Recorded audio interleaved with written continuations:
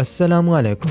आज की इस वीडियो में बात होने जा रही है एक ऐसी सीक्रेट फैमिली की जिसने पूरे यूरोप को अपने कंट्रोल में किया हुआ है। एक ऐसी ताकतवर फैमिली जिसके कंट्रोल में पूरे यूरोप के बड़े बड़े बैंक्स, बड़ी बड़ी इंडस्ट्रीज, सियासत और मिलिट्री फोर्स है। एक रिपोर्ट के मुताबिक सन 2023 में इस फैमिली की नेटवर्थ $700 बिलियन से भी आगे निकल चुकी थी। व्हाइट हाउस से लेकर वर्ल्ड इकोनॉमिक फोरम तक इस फैमिली का पूरी दुनिया में हर जगह अमल दखल रहता है। अब इतना ज्यादा पैसा और ताकत रखने के बावजूद भी इस फैमिली को दुनिया भर में अपनी पहचान बनाना बिल्कुल नहीं पसंद। दरअसल बात होने जा रही है यूरोप की सबसे सीक्रेट और पावरफुल फैमिली की, जिसे वॉलेनबर्ग फैमिली के नाम से जाना जाता है। तो आइए जानते हैं कि ये फैमिली आखिर इतनी दौलतमंद और पावरफुल कैसे बनी और वो कौन शख्स था जिसने इस फैमिली को इतना ज्यादा अमीर और पावरफुल बना डाला। दोस्तों, शायद आप इस बात से नावाकिफ हों कि सन 1837 में अमेरिका को एक बहुत बड़े माली बहरान का सामना करना पड़ा था, जिसे द पैनिक ऑफ 1837 के नाम से आज भी खास तौर पर अमेरिका में याद किया जाता है।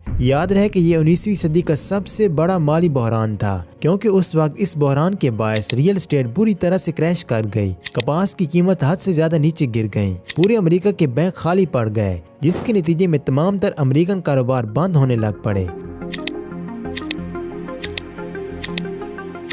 जहां ये माली बहरान उस वक्त पूरे अमेरिका के लिए किसी सवाल से कम न था, तो वहीं ये बहरान एक स्वीडिश नेवी ऑफिसर के लिए भी एक बहुत बड़े सबक से कम साबित न हुआ। इस स्वीडिश नेवी ऑफिसर का नाम था एंड्री ऑस्कर वॉलेनबर्ग। दरअसल जिस वक्त अमेरिका में ये माली बहरान आया, उस वक्त ये नेवी ऑफिसर भी अमेरिका में ही स्वीडिश नेवी के तौर पर एक जगह काम कर रहा था। उसने इस माली बहरान को काफी गौर से देखा और समझा, और फिर वो इस नतीजे पर पहुंचा कि इस सारी तबाही की जिम्मेदार सिर्फ और सिर्फ अमेरिकन बैंक्स हैं। इस माली बहरान से एंड्री ऑस्कर ने सबक ये हासिल किया कि बैंकों को कौन कौन सी बड़ी गलतियों से इज्तनाब करना चाहिए। जब उस वक्त हकीकत में स्वीडन के अपने बैंक भी काफी मुश्किल और बुरी तरह से काम कर रहे थे। उस वक्त स्वीडन के बैंकों में सबसे बड़ा मसला तो एक जगह से दूसरी जगह पैसे की मुंतकिली करना था। ना तो उनके इंटरेस्ट रेट्स कुछ ज्यादा थे, और ना ही उस वक्त स्वीडिश बैंकों ने किसी छोटी बड़ी कंपनीज को लोन देने की सहूलत फराहम कर रखी थी। मतलब ये हुआ कि उस वक्त स्वीडिश बैंक सिर्फ लोगों के पैसे अपने पास महफूज रखने का काम ही कर रहे थे, और इसी वजह से स्वीडिश गवर्नमेंट बहुत सारी सहूलियात से भी महरूम होती जा रही थी।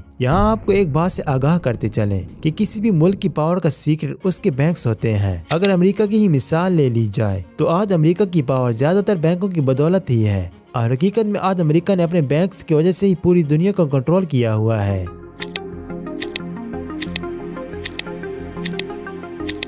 अब बात करते हैं कि बैंक कैसे काम करता है।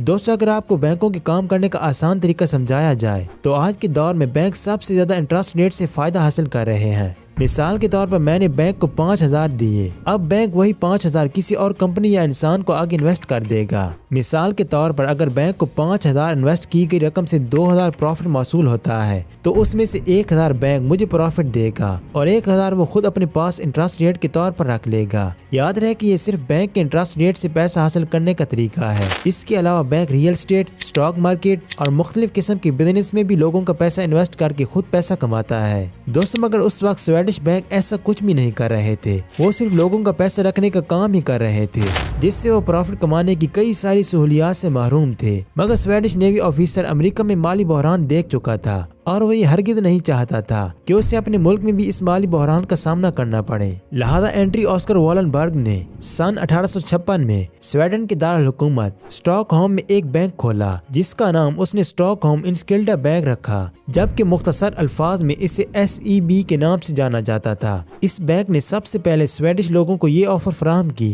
कि वो SEB बैंक में अपना पैसा डिपॉजिट करें और बदले में वो अपनी रकम पे एक फिक्स प्रॉफिट हासिल करें। अब स्वीडन लोगों के लिए ये ऑफर बिल्कुल नई और शानदार चीज थी, क्योंकि वो तो अभी तक यही जानते थे कि बैंक का काम सिर्फ हमारा पैसा महफूज रखना ही होता है। लिहाजा वो इस ऑफर से काफी खुश हुए, और लोगों की एक बड़ी तादाद ने अपने घरों में रखा सारा पैसा SEB बैंक में जमा करवाना शुरू कर दिया। क्योंकि ये दौर था बड़ी बड़ी इंडस्ट्रीज और फैक्ट्रियां कायम होने का, लिहाजा कई बड़े बड़े बिजनेस में SEB बैंक आते और लोन लेने लग जाते। अब एंड्री ऑस्कर वॉलेनबर्ग ने एक तरफ से लोगों के पैसे जमा करके दूसरी तरफ बड़े बड़े बिजनेसमैन को हाई इंटरेस्ट रेट पर बदरिया लोन दिए जा रहा था। अभी कुछ वक्त गुजरा था कि SEB का राज पूरे स्वीडन में होने लग पड़ा, क्योंकि आधे से ज्यादा स्वीडन के लोगों का पैसा किसी न किसी तरीके से SEB बैंक में पड़ा हुआ था। मगर वॉलनबर्ग फैमिली कहानी सिर्फ यही खत्म करना नहीं चाहती थी। वॉलनबर्ग फैमिली ने बैंक के पैसों से आहिस्ता आहिस्ता रेलवे से लेकर रियल स्टेट, हत्ता कि स्वीडन की तमाम बड़ी बड़ी कंपनीज और फैक्ट्रीज में बैंक का पैसा इन्वेस्ट करना शुरू कर दिया। पूरे स्वीडन में शायद ही कोई ऐसी कंपनी या फैक्ट्री बची होगी जिसमें वॉलनबर्ग की शेयर्स मौजूद ना हो। अब तक वॉलनबर्ग फैमिली स्वीडन की सारी कंपनीज और सारे लोगों का पैसा अपने कंट्रोल में कर चुकी थी। मगर अब ये फैमिली अपना कंट्रोल सिर्फ स्वीडन पर ही नहीं बल्कि पूरे यूरोप के साथ साथ पूरी दुनिया पर भी हासिल करना चाहती थी। लेकिन यहाँ इस फैमिली के रास्ते में एक नए मोड़ ने जन्म ले लिया। दरअसल जब स्वीडन की हुकूमत ने वॉलनबर्ग फैमिली के बढ़ते कंट्रोल को देखा तो हुकूमत ने सन 1916 में एक कानून नाफिज किया कि अब कोई भी स्वीडन बैंक किसी भी कंपनी की शेयर्स ज्यादा अरसे तक होल्ड नहीं कर सकता। लेकिन इस ज़हीन फैमिली के पास इस मसले का भी हल मौजूद था। वॉलनबर्ग फैमिली ने इन्वेस्टर AB के नाम से एक कंपनी बना डाली और SEB के अंडर जितनी भी कंपनीज थी उन सब की ऑनरशिप अपनी इन्वेस्टर AB कंपनी को ट्रांसफर कर दी। ऐसे ही 20 साल गुजर गए और 20 साल बाद वॉलनबर्ग की कंपनी इतनी ताकतवर बन गई कि पूरे स्वीडन के 40% लोग सिर्फ इस एक ही कंपनी के लिए काम कर रहे थे। दोस्तों, वर्ल्ड वार 2 का आगाज हो चुका था। दूसरी जंग अजीम में 2 ग्रुप आपस में बढ़ चुके थे। पहला ग्रुप जो अलायंस पावर कहलाता था, इसमें बरतानिया,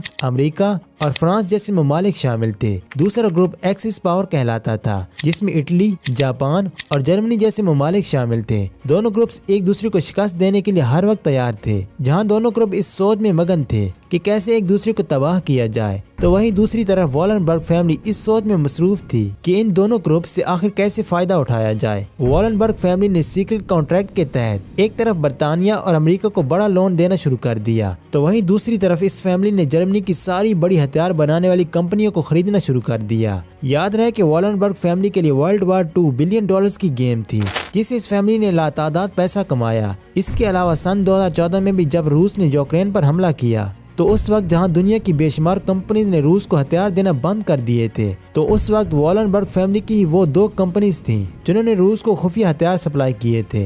दोस्तों, आपने एक बात शायद नोट की हो कि ज्यादातर दौलतमंद फैमिलीज कुछ साल राज करने के बाद खत्म हो जाती हैं, मगर वॉलनबर्ग वो वाहिद फैमिली है जो कई 100 सालों से पूरे यूरोप को कंट्रोल किए हुए है। दरअसल वॉलनबर्ग फैमिली ने एक खुफिया फाउंडेशन बना रखा है जहां वो अपना सारा पैसा इकट्ठा करते रहते हैं। इस फैमिली के तमाम तर अफराद को इस फाउंडेशन में मौजूद सारी कंपनीज हर एक अफराद के हवाले की जाती हैं और फिर हर कोई अपनी अपनी जिम्मेदारी के तहत मिलने वाली कंपनी को रन करता है। बस यही वो उसूल है जो वॉलनबर्ग फैमिली ने अपनाए और आज तक पूरा यूरोप इनके कंट्रोल में है। यकीनन आज की वीडियो भी आपके लिए हैरत और नॉलेज का बायस बनी होगी। इस तरह की मज़ीद वीडियोस देखने के लिए हमारे चैनल को सब्सक्राइब करें और साथ बेल आइकन को भी दबा लें। खुदा हाफिज।